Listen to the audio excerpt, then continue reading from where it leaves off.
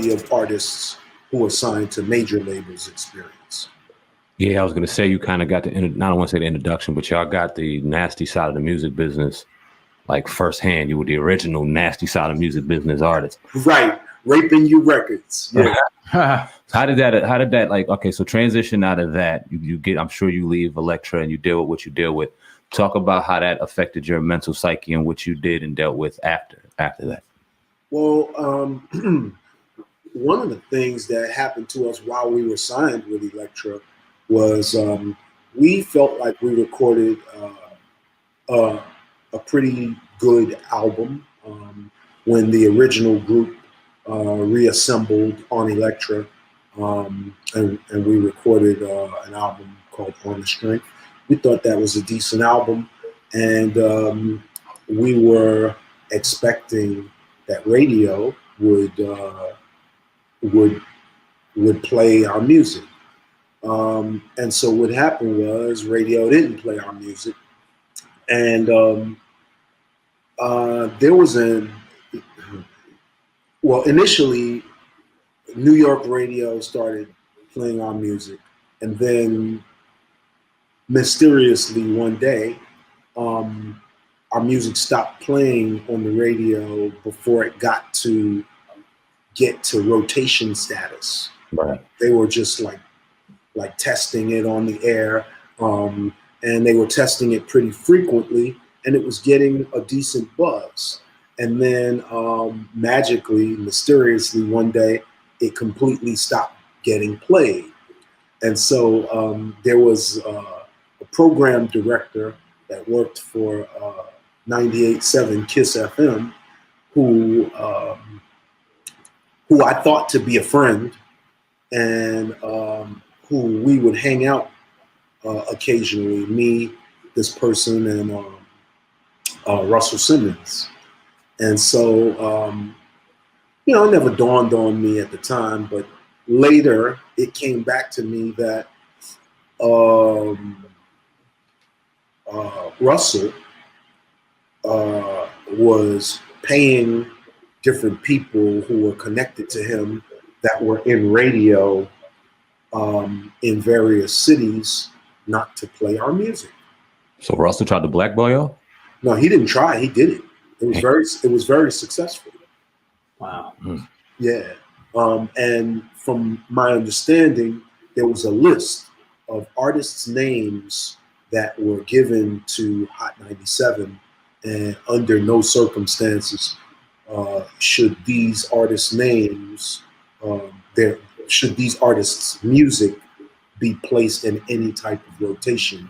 And I heard that our names were definitely one of the artists on that list. And I believe it because we had a show on Hot 97 called the Mic Check Show, and which was the #1 show in its time slot. And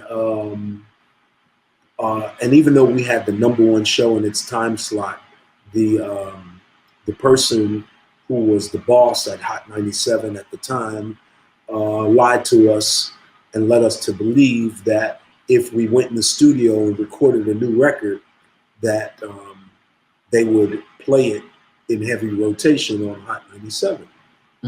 So we went in the studio and we recorded a new record. They didn't play it at all on Hot 97. Yeah, so all of those things were definitely helped to contribute to the and then the changing of the guard, in hip hop that happened 1989, 1990. 1989 PE released Fight the Power, but then 1990, 1991 gangster rap, came.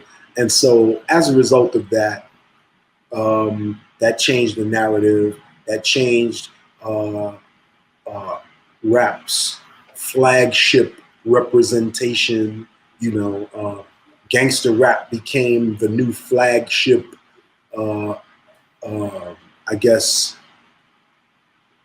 sub-genre of rap music. You know what I mean? Of the standard rap music, and then we had this spin-off You know, we had a few spinoffs initially before there was gangster rap. We had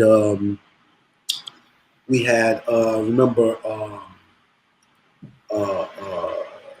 Helter Skelter and you know those guys, Grave Diggers, and you know so they had horrorcore. So horrorcore came, and then we had you know PE, and then we had the antithesis to PE, which was NWA. Mm-hmm. You know, and then after NWA, it just got progressively worse, progressively derogatory, progressively negative, progressively violent, progressively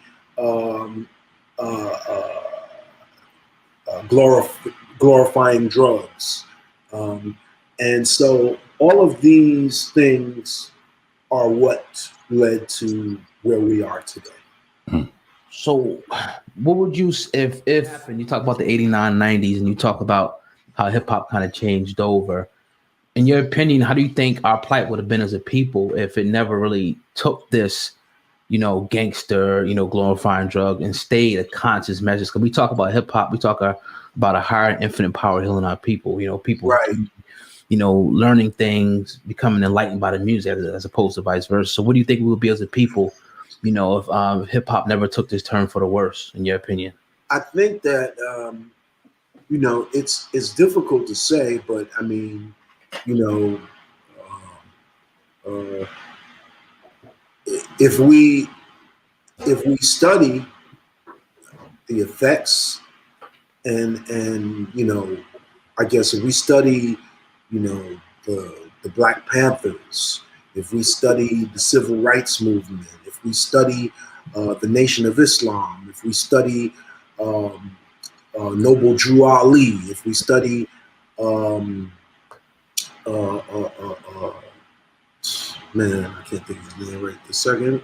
You understand where you're going? Yeah, definitely. Yeah, if we study all of these people who were our predecessors, who had these profound ideas, or you know, or even went beyond an idea and actually did something tangible to implement change, progressive change in our communities moving forward. They did. A lot of them did meet some level of success, but what always was the derailing factor was the people who are the other persuasion. They always came in and shut us down. They always found a way to derail our efforts, you know, whether it be through, you know, planting another one of us, somebody who looks like us, you know, every brother ain't a brother. And, you know, they infiltrated our organizations only to, you know, disband them, you know, help to break up and destroy these organizations and have the leaders assassinated, jailed, and what have you. So every time that we have had an opportunity to uplift, to move forward in a progressive way in the history of this country, it's been shut down.